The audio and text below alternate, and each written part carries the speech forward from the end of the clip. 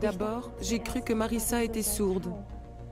Elle ne réagissait absolument pas, même lorsque c'était bruyant. Presque aucune réaction de sa part. Et elle paraissait autrement qu'un enfant en bonne santé. Et puis, il y avait sa tête. Elle paraissait si grosse. Et tous les jours, j'étais choquée quand je la regardais, quand je la longeais et quand nous étions ensemble avec elle. Et elle donnait l'impression d'être très faible. Et elle était faible. J'ai dû arrêter l'allaitement et cela fut très difficile pour moi. Qu'est-ce qui était différent exactement? Sa peau était plissée et avait l'apparence d'une peau de personne âgée. Et puis son corps était mal développé, maigre et sans vie. Elle était là, couchée, et je ne pouvais rien faire. Quel fut le diagnostic?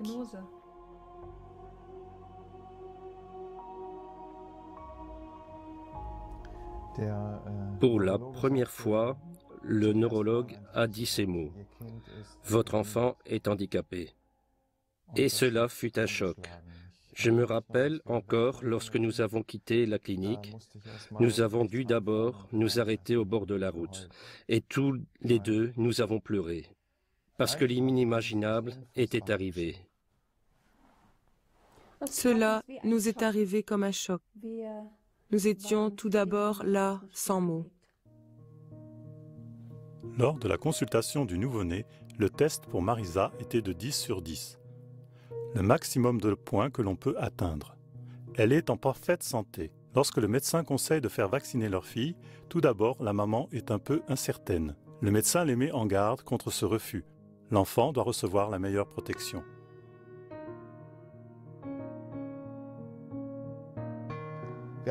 Nous avions jusqu'à présent très peu considéré le sujet de la vaccination. Nous voulions le meilleur pour notre enfant, comme tous les parents qui désirent le meilleur pour leurs enfants. Et nous voulions minimiser les risques. 5% des enfants qui ont eu une méningite sont restés psychiquement et corporellement gravement handicapés. Et un handicap, nous ne le voulions en aucun cas. À 4 mois, Marissa a reçu 3 vaccinations. Diphtérie, tétanos et méningite HIB. 3 mois plus tard, le rappel de la diphtérie et du tétanos. 2 mois plus tard, suivent 2 autres vaccinations sur les conseils du pédiatre, poliomyélite et le rappel de HIB. Marissa, avec son petit corps maigre, a dû résister à cette agression avant même que nous fêtions son premier anniversaire. Et par la suite, tout a été différent.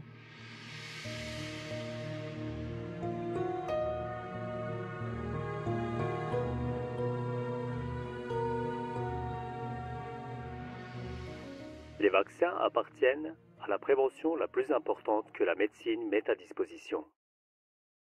Les vaccins modernes sont bien supportés et des effets secondaires négatifs sont très rares. Affirme la publicité de l'Institut Robert Koch. L'Institut Robert Koch est la plus haute instance de la République allemande pour la surveillance et le contrôle des maladies. Il y a une récente statistique des enquêtes du KIST, étude du gouvernement fédéral, qui montre très clairement que les enfants qui ne sont pas vaccinés sont en meilleure santé. Alors cette déclaration est complètement fausse. Oui, on peut expliquer très facilement que vous arriviez à cette déclaration. J'aimerais dire que les effets secondaires qui peuvent apparaître avec les vaccins ou à travers les vaccinations n'apparaissent pas à cause des vaccins même, mais plutôt à cause des additifs que l'on utilise dans ces vaccins. Et puisque ceux-ci ne sont pas révélés pour faire cette déclaration, les effets secondaires par ces additifs ne peuvent pas être pris en considération. Julian Sarer est un médecin qui est contre les vaccinations. Si la politique continue de décider, comme jusqu'à présent, elle redoute des lésions pour 35 millions d'Allemands. Je me suis spécialisée dans peu de domaines, dans lesquels je fais des recherches et que je connais parfaitement. Mais je sais que d'autres médecins ne peuvent pas toujours faire cela, et encore moins lorsqu'ils ont l'agrément des caisses maladie. Pour cela, ils n'ont pas le temps, et ils croient ce que disent les autorités locales. Dans ce cas, l'Institut Robert Koch est responsable des vaccins. Mais on ne peut pas lui faire confiance, c'est justement le problème.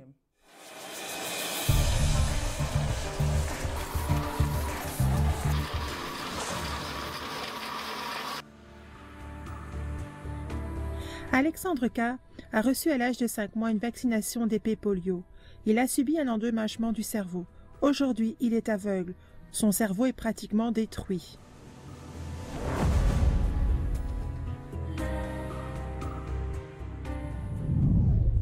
Gaby, suivant le conseil de son médecin traitant, s'est laissé vacciner contre la diphtérie, le tétanos et la polio avant un voyage en Amérique centrale. 3 semaines plus tard, elle a commencé à avoir des douleurs articulaires, puis tout d'abord au niveau des doigts, puis dans les épaules. Le diagnostic actuel, une évolution continuelle de sclérose en plaques.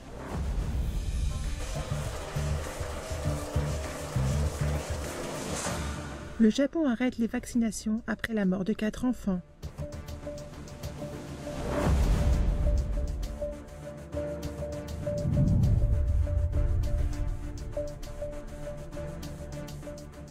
Une personne âgée dans une maison de retraite a été vaccinée et peu de temps après, elle est morte.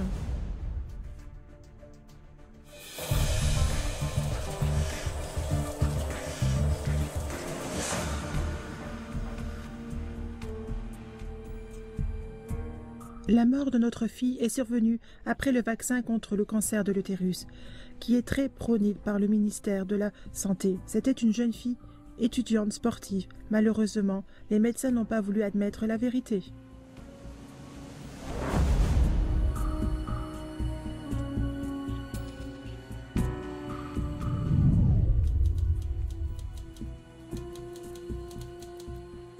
Six semaines après la vaccination combinée, notre fils est mort d'une paralysie respiratoire. Cause de la mort, mort subite du nourrisson.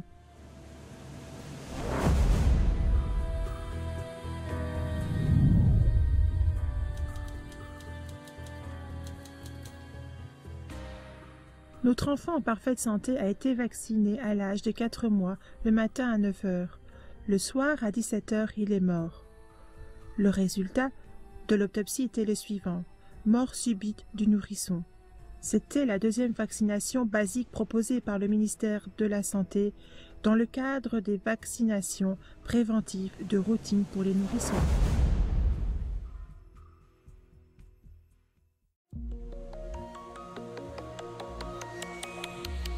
De mois en mois, cela devient de plus en plus clair que Marisa ne se développait pas comme les autres enfants. Ses perceptions corporelles sont diminuées. Sa force musculaire et la contraction de ses muscles sont réduites. Les déclarations des médecins deviennent concrètes. Maintenant, ils parlent de retard concret de Marisa. Le développement de Marisa correspond à la moitié de son âge. Quelle en était la cause d'après les examens? On ne nous l'a jamais vraiment dit. Nous avons entendu mort des cellules à travers la dégradation des cellules. Ou encore mieux, manque d'oxygène à la naissance. Dans les rapports, on parlait toujours de récupération bizarre, des retards mentaux, pas clairs. Je pense que c'était plutôt un signal de l'impuissance, mais pas obligatoirement un diagnostic clair.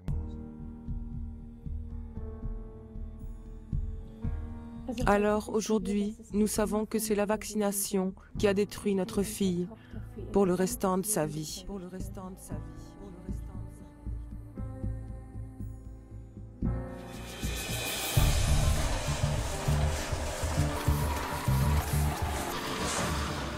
Selon l'étude de KIGGS, 2% d'effets secondaires graves surviennent après les vaccinations.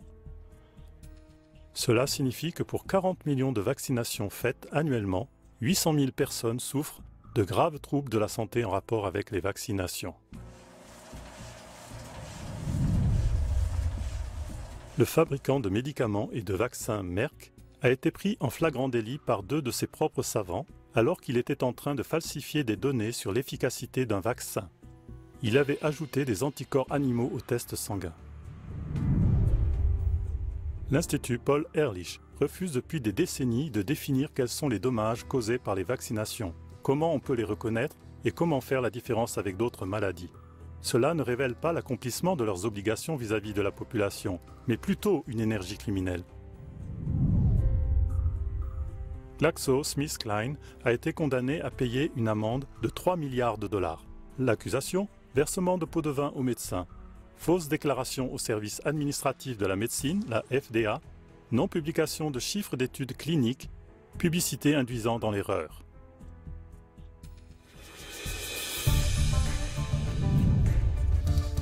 En Angleterre, les adolescentes entre 16 et 18 ans reçoivent un bon d'achat d'une valeur de 50 $. Si elles acceptent le vaccin qui contient la substance de vaccination HPV Gardasil.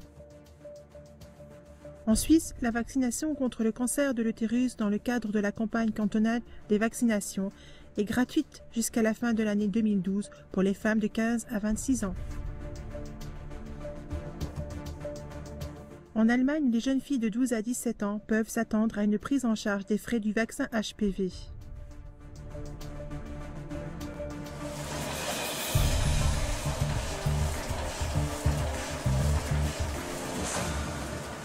L'industrie pharmaceutique n'a jamais eu peur d'introduire des produits nocifs et nuisibles sur le marché.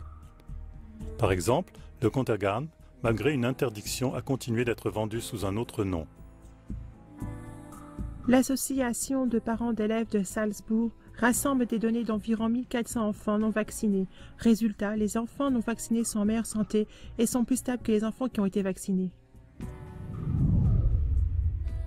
Chez les soldats de la première guerre du Golfe, on a rajouté du scalène comme fortifiant dans le vaccin. Un soldat sur 4 a contracté la maladie de la guerre du Golfe. Les Rockefeller sont les plus importantes forces motrices pour le monopole des écoles de médecine et des gros trusts pharmaceutiques. À commencer par l'aide financière pour les facultés de médecine et l'ordre des médecins américains, jusqu'à chasser la médecine naturelle pour la remplacer par de la pharmacopée synthétique. En 1900, le syndicat J.P. Morgan Rockefeller a acheté l'encyclopédie britannique et a enlevé toutes les informations négatives concernant les vaccinations.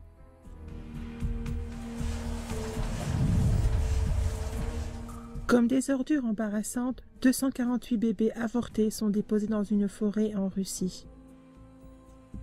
Des conteneurs bleus et des sacs plastiques éventrés d'où dépassent des restes d'embryons âgés de 2 à 4 mois. Il s'agit certainement de matériel non utilisé qui était destiné pour des recherches sur les vaccins. La théorie des infections et des anticorps est l'argument principal de l'industrie pharmaceutique. Notre système immunitaire est varié. La recherche sait aujourd'hui que les anticorps ont moins de 5% de part dans la protection contre les maladies. Si on observe exactement, même les histoires glorieuses décrites pour le développement des vaccins se trouvent être tout à fait autres. Robert Koch est celui qui a découvert l'agent pathogène de la tuberculose. Koch a essayé à travers sa découverte de retirer un gain commercial. Il a élaboré le médicament tuberculine. Ce qui est moins connu, c'est qu'il a fait des tests sur des animaux et sur sa deuxième femme. Après la commercialisation, il y a eu les premiers cas de décès et le scandale tuberculine. Koch s'est accordé un congé et il est parti en Égypte. La véritable histoire de la vaccination contre la variole. Après la campagne de vaccination contre la variole en 1801, il y a régulièrement eu des épidémies. Elles ont seulement disparu lorsque, dans les années 1970, on a cessé la vaste vaccination obligatoire. À la fin du 19e siècle, il y a eu 4 grands incidents suite à la vaccination contre la variole. Lors de la propagation de l'épidémie de la lèpre, il y a eu des centaines de morts. Des déclarations unanimes disent que la grippe espagnole a été un véritable désastre global de vaccination. L'épidémie qui a été apportée par les vaccins a été gardée 2 ans en vie au travers de drogues dangereuses qui, croyait-on, étaient des médicaments pour la santé. La grippe touchait seulement ceux qui étaient vaccinés. En vérité, c'étaient les médecins qui les tuaient. Il y avait 7 fois plus de malades chez les soldats vaccinés que chez ceux qui ne l'avaient pas été. Napoléon a instauré une forme de vaccination obligatoire. Il a fait vacciner ses soldats. La vaccination a permis aux plus forts de tenir, mais pas aux plus faibles. Ceux qui ont survécu à ces vaccins n'étaient pas plus protégés parce qu'ils s'étaient fait vacciner, mais seulement parce qu'ils avaient une meilleure constitution. Le soldat qui survivait recevait un poste militaire ou un poste national. C'était une élite. Il y a peu de personnes qui ont pu jeter un œil derrière les puissants murs de la fabrique pharmaceutique. Une des rares personnes qui le put fut Daniel Trapic. Il a réuni dans le réseau Statut des vaccins des faits qu'un citoyen normal n'aurait jamais appris. Monsieur Trapic, le mélange d'une préparation de vaccins est très spécial. Que pouvez-vous nous dire à ce sujet? Le citoyen normal pense oui, ce sont quelques virus, un peu d'eau et peut-être 2-3 produits de conservation. Alors là, il a tout faux. Le gros problème est que le fabricant peut ne rien déclarer. Cela veut dire que la seule chose qui doit être déclarée, c'est ce qui est dans la phase finale. Et de cette façon, on ne peut plus ou moins écrire quelque chose pour que cela ne ressemble qu'à de l'eau sucrée ou une solution isotonique. Ce qui est introduit durant tout le processus, par exemple thermosal, aluminium, hydroxyde, formaldhyde, etc., ce sont environ 80 à 100 ingrédients qui sont présents dans chaque vaccin. Et il y a au total 150 différents ingrédients que le fabricant n'a pas besoin de déclarer. Cela veut dire qu'il peut mélanger ce qu'il veut, donc il cache quelque chose. On peut dire alors, pas de problème, je mets tout au grand jour, voyez, lisez, regardez, etc. Mais c'est quand même caché. 98% de ces substances sont de purs poisons pour les nerfs et on ne les essaye qu'au moment d'autoriser un vaccin. Les premières 5 années après l'autorisation d'un vaccin ou d'un médicament, ils sont considérés comme ayant eu des examens cliniques. Le formaldéhyde est contenu dans chaque substance de vaccin. C'est une substance que les constructeurs de meubles n'osent plus utiliser depuis longtemps parce que l'on sait que si je vis entre ces meubles et que je respire cela, cela va déclencher le cancer. Mais à nos enfants de 2 mois, on peut leur injecter cela dans le corps. En plus, on affirme que cela fait des enfants robustes et des adultes en bonne santé.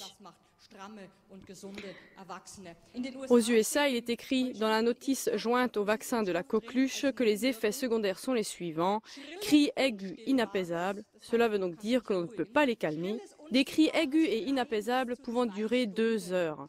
C'est écrit sur la notice.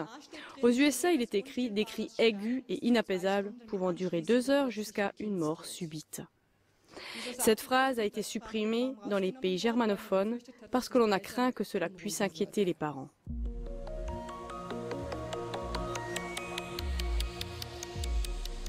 La famille Meyer ne savait rien de cela, ou plutôt ne pouvait pas le savoir.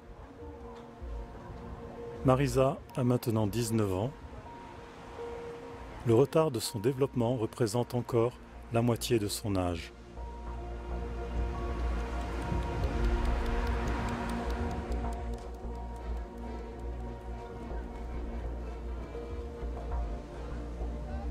La famille a dû trouver des chemins compatibles avec l'handicap.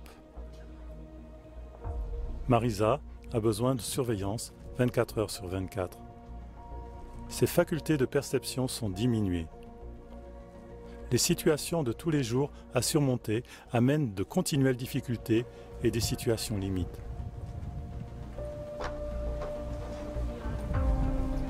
Vous allez dire, qui est responsable finalement? Les parents, la politique de la santé, l'industrie des vaccins? Ou dites-vous ce sont les médecins qui doivent porter le chapeau pour les résultats des vaccinations? Oui, c'est ainsi les médecins portent l'entière responsabilité. Sûrement la preuve n'est pas si facile à trouver et c'est la raison pour laquelle les patients, la plupart du temps, portent la responsabilité. Alors, aux USA, en 2009, suite à cette grippe porcine complètement fausse, l'industrie pharmaceutique a été protégée par l'État de façon à ce qu'elle ne soit surtout pas responsable. Parallèlement, c'est devenu une loi. C'est complètement de la folie. Quel problème peut avoir un médecin qui ne veut pas vacciner? Oui, un médecin qui ne veut pas vacciner reçoit éventuellement un avertissement de l'ordre des médecins. Et il peut être radié. Il se peut qu'il ne puisse plus travailler comme médecin.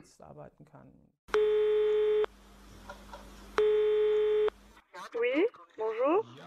Oui, bonjour docteur. C'est gentil à vous de prendre un peu de temps. Je viens de la part de la protection des médecins et j'aimerais très courtement vous poser 2-3 questions. Mais d'abord, dites-moi, qu'est-ce que c'est que la protection des médecins? Nous sommes un groupement international de patients inquiets.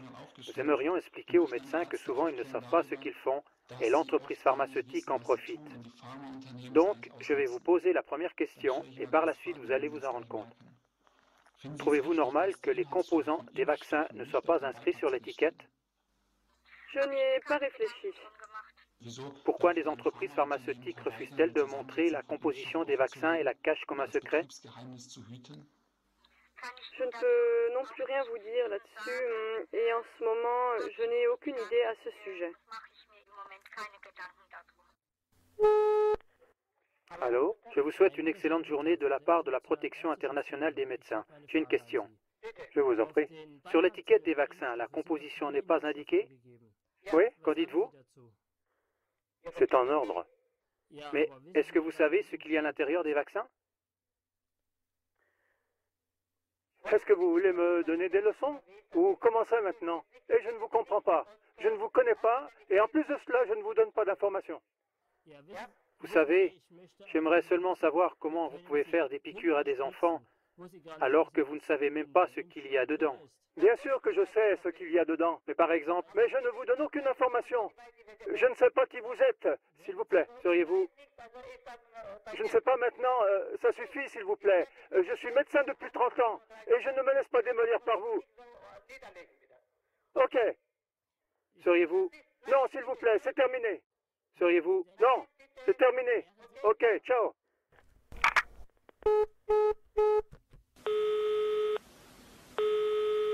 Oui. Bonjour, monsieur le docteur. Est-ce que je peux vous poser une question? Oui. Est-ce que vous trouvez que c'est correct que sur les étiquettes des vaccins, on ne sache pas ce qu'il y a à l'intérieur? Non, je ne trouve pas cela correct. Notre question est, comment pouvez-vous conseiller objectivement les parents si vous ne le savez pas? Je suis en ce moment en consultation. Je vais dire à l'infirmière assistante de ne jamais me mettre en communication pendant la consultation. Je vais le lui dire. Ok? Au revoir.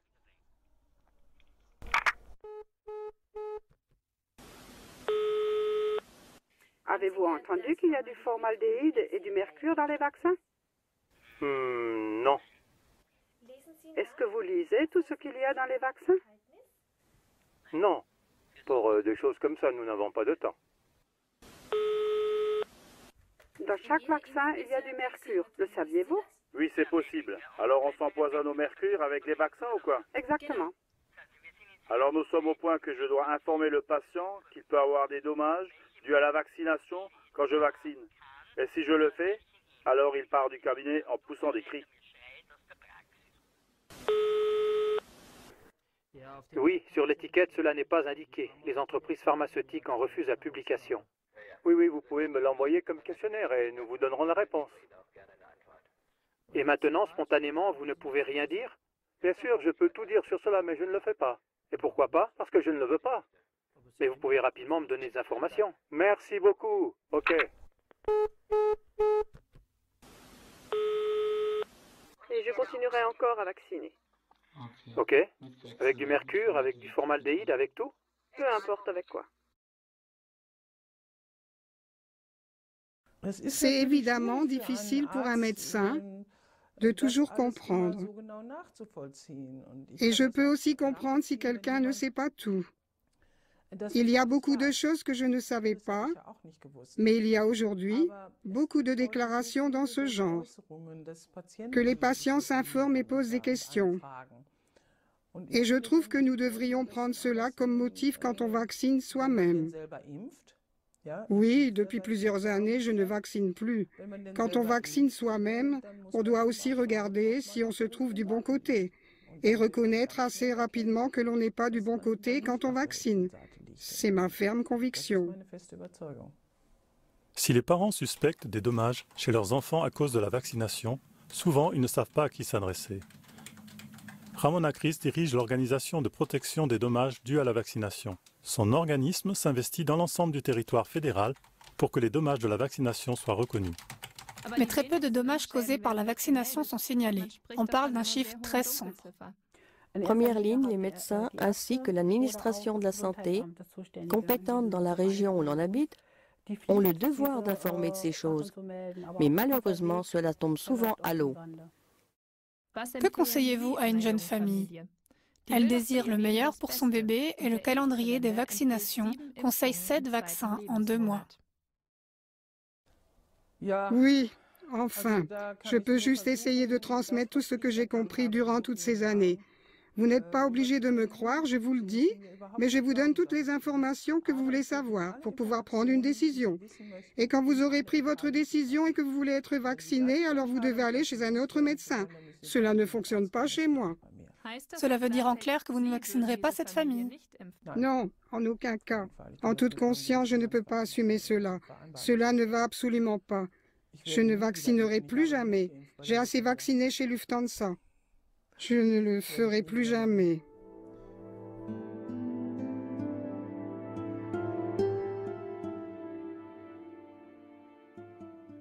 Les anticorps ne protègent pas sur le plan immunitaire. Il n'y a pas de preuve pour ça. On calcule les anticorps dans le sang. Les anticorps mesurés ne sont pas une preuve manifeste de l'immunité. Ils ne sont pas les seuls composants du système immunitaire. À travers de simples observations, cela pourrait être facilement expliqué, mais cela ne se fait pas.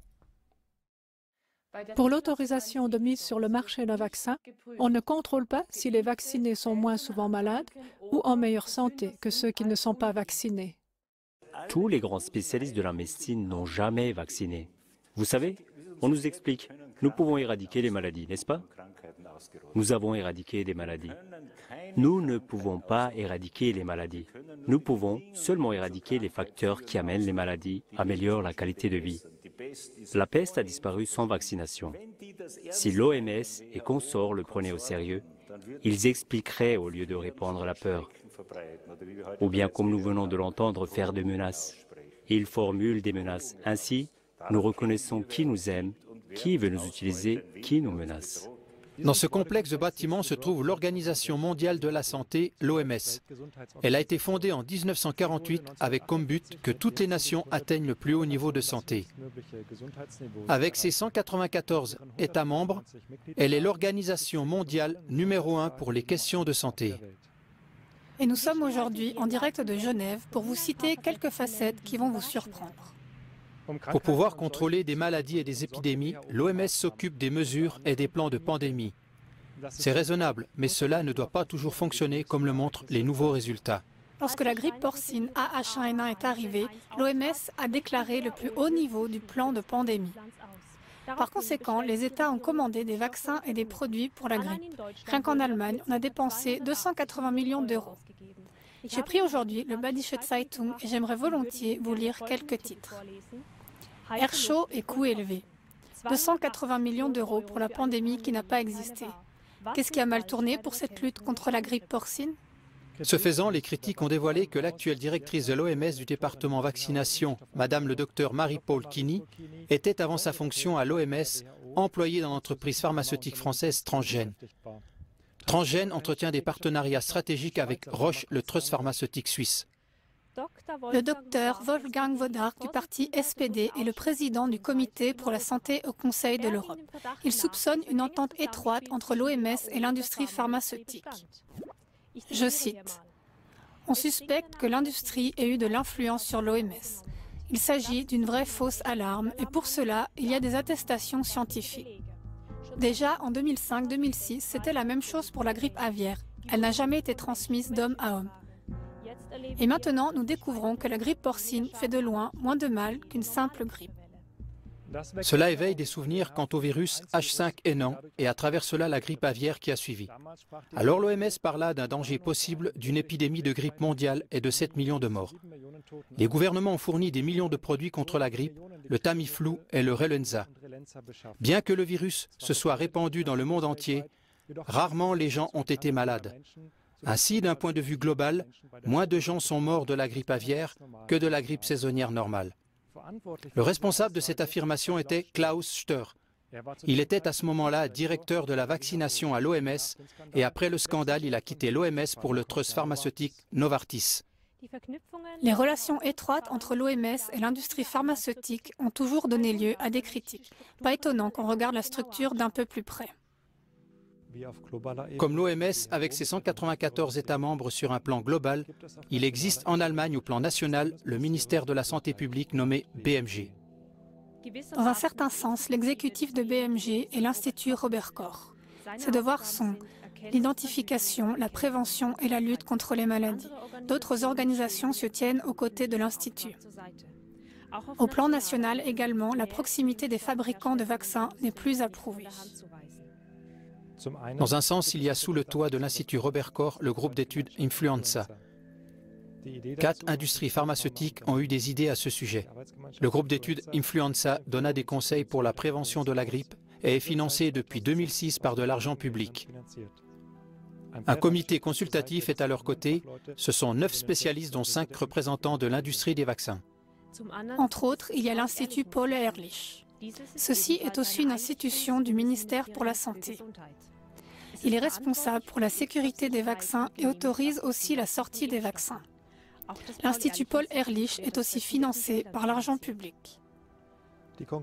Les conseils pratiques pour les vaccinations sont donnés par un autre organisme.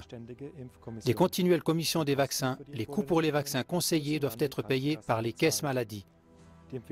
Les conseils des responsables de la commission des vaccins ont un effet direct sur les coûts du système de la santé et des bénéfices des produits de la pharmacie industrielle. Dans une demande de renseignement libre, 12 des 17 membres de cette commission des vaccins ont avoué recevoir des honoraires ou des frais de voyage de la part des fabricants de vaccins ou participer aux études de mise sur le marché. 7 d'entre eux sont même assis directement dans le conseil d'entreprise pharmaceutique. Cette magouille est si opaque que personne ne peut vraiment vérifier. Le système entier est dominé par l'industrie pharmaceutique. Pour le médecin traitant, il est impossible de faire une séparation entre les intérêts du patient et les intérêts de l'industrie pharmaceutique. Encore une personnalité. Après 9 ans de présidence à la commission des vaccins, le professeur Heinz-Josef Schmidt s'est décidé pour un changement de travail. Il assure des études cliniques sur les vaccins des fabricants de vaccins Novartis, Vaccines et Diagnostics. Schmidt s'est fait fort d'une revendication énergique. Il a dit « Sans vaccination, un enfant ne devrait pas pouvoir aller dans une école publique. » Oui, et nous avons demandé à des gens dans la rue ce qu'ils pensaient de cette exigence. Donc en général, je ne trouve pas cela juste, parce que je trouve que les parents devraient encore avoir la liberté de choisir que leurs enfants soient vaccinés ou non. Et si l'État intervient trop tôt, c'est une paternisation grave dans le droit de la personnalité. Une telle chose ne devrait pas exister. Cela ne doit pas être parce que c'est déjà de la dictature. On ne peut pas obliger quelqu'un à se laisser injecter du poison, et encore moins un enfant. C'est pire que chez un adulte. C'est tout simplement culotté, parce qu'une école est publique et ce sujet n'a rien à voir avec ça. Bah, très sévère. Envers le devoir, je suis toujours assez sensible. Je trouve que fondamentalement, nous allons toujours plus dans la direction que l'État nous dicte. Ce qui devrait être juste pour nous et que nous devrions l'accepter ainsi. Je suis fondamentalement orienté libéral. Je trouve que cette grande affaire d'obligation est très mauvaise, mais l'information doit être faite. Et cela devrait être le devoir de l'État. Connerie. Ça vous va comme réponse? On devrait être informé par les médecins, mais la décision devrait être prise par les parents. Des maladies peuvent réapparaître à cause des vaccins. Ainsi, l'enfant peut tomber malade dans certains cas. Je pense que les enfants doivent traverser les maladies infantiles, ainsi ils fortifient leur système immunitaire. C'est important pour leur développement personnel qui passe par là et qu'ils aient des parents qui soutiennent cela, que l'on ne tombe pas dans l'illusion de tout est faisable, tout est évitable et que cela fait partie de la vie pour être préparé, que l'on sache comment faire face à la souffrance et à travers cela qu'on devienne plus fort. Non, je ne trouve pas cela bien, parce que c'est une affaire très personnelle. Et de plus, il y a toujours des effets secondaires qui font des dégâts dans la vie d'un enfant ou un truc dans ce genre. Non, on ne peut pas dicter cela d'en haut. Je trouve ça très discriminant. Je trouve cela impossible. Alors, ils n'ont qu'à rester à la maison.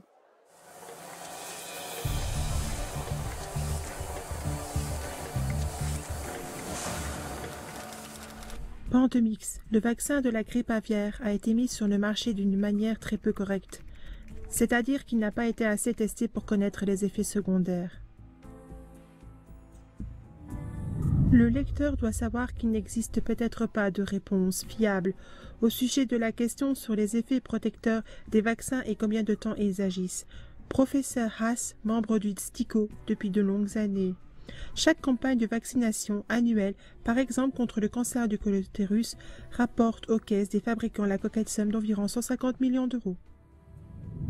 En Amérique, pour un simple vaccin DTP, entre 1982 et 1987, les coûts montent à 11 cents à 11,40 $ par an. Les fabricants des vaccins mettent de côté 8 $ par vaccin pour les frais juridiques et les frais d'indemnisation aux parents dont les enfants ont subi des dégâts cérébraux qui sont morts suite à la vaccination. Depuis plus de 25 ans, ils prouvent par là leur connaissance des graves dangers des vaccins et des dommages. Empoisonnement dû au mercure à travers les vaccins. Les études prouvent que l'autisme est dû à une forme d'empoisonnement par le mercure. Dr Laura Evidson de l'université de Pittsburgh montre dans une étude que des bébés singes vaccinés présentent des symptômes de l'autisme. Des vaccins contrôlés qui contenaient du thiomersal, ce mélange de mercure, étaient contenus dans des vaccins contre la grippe. Et penser que la propagation de virus graves et mortels comme le SARS et le Ebola a pu être endiguée sans vaccin.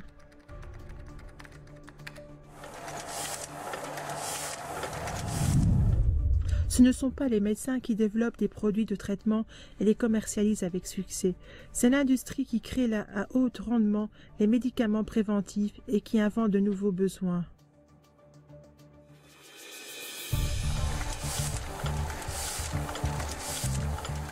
Entre 1978 et 1993, 13 500 cas de soupçons ont été adressés à l'Institut Paul Ehrlich pour des effets indésirables dans des vaccins.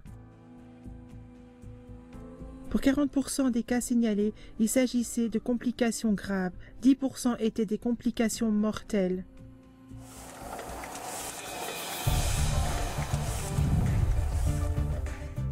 Le président des États-Unis Bush annonce acheter du Tamiflu pour 7,1 milliards de dollars suite à la grippe aviaire en 2005.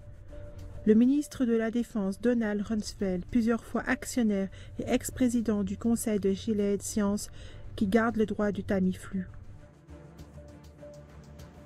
L'obligation de vacciner est possible en Allemagne. Le ministère de l'État pour la Santé a le droit d'obliger la vaccination en cas d'épidémie grave. Et ainsi le droit fondamental à un corps non endommagé et limité. Aussi, dans notre pays voisin, la Suisse, les faibles sont obligés de se faire vacciner. L'Association professionnelle des pédiatres sollicite un plan national de vaccination. Uniquement, les enfants avec un carnet de vaccination peuvent entrer au jardin d'enfants public et aller à l'école. Entre-temps, certains montent au créneau. Les vaccins ont des effets secondaires. Les vaccins contiennent des poisons, ça on ne peut pas l'ignorer, car ce sont des faits, c'est ainsi. Il y a des gens qui déclarent que c'est un délit de ne pas vacciner les enfants. Mais moi, je dois simplement dire que c'est un délit de les obliger à être vaccinés.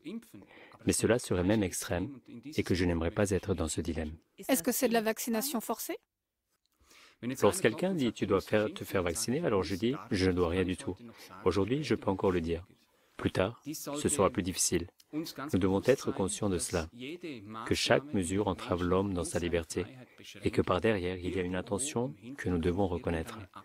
Et pour cette raison, ne pas participer à cette histoire, justement, selon la devise « Imaginez que c'est la guerre et personne n'y va ». C'est Gandhi qui dit « L'homme n'a pas besoin de révolution, mais d'une évolution ». Cela veut dire un développement continu, être conscient d'un tel développement, et ça c'est en marche. Il y a pas mal de choses qui fonctionnent dans ce sens. C'est pourquoi ce n'est pas une lassitude envers la vaccination, mais une critique grandissante. Et ça c'est en ordre. Car quelque chose qui a été mal contrôlé peut vraiment être remis en question.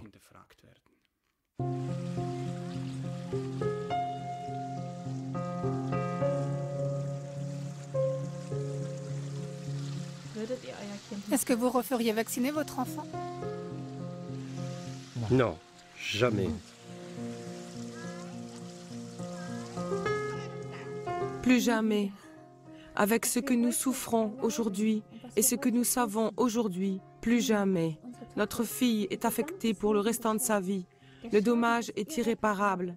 Nous avons appris à vivre avec, mais plus jamais. Oui, au contraire, nous voudrions avertir les parents rapidement et les informer de ne pas faire vacciner leurs enfants trop vite.